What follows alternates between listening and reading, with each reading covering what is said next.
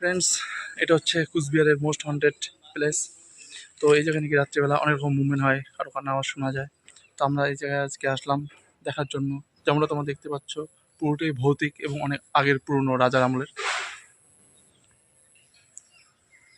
তো খুবই নিঃশব্দ জায়গা এবং খুবই ভৌতিক এরিয়া। তো বন্ধুরা, দেখো ভালো করে তোমরা, আমি আরেকবার তোমাদের দেখাচ্ছি পুরোটা।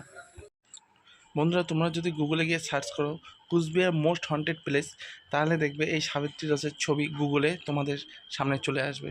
আমার কথা বিশ্বাস না হলে লাইভ প্রুফ, তোমরা গুগলে গিয়ে সার্চ করবে কুচবিহার মোস্ট হন্টেড প্লেস, দেখবে সাবিত্রী লজ তোমাদের গুগল পেজে ছবি চলে আসবে।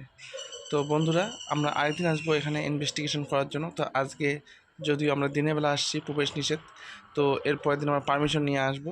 তো আজকের জন্য যেটুক দেখানোর আমি চেষ্টা করলাম, ওটুক তোমাদের সকলের সামনে তুলে ধরলাম।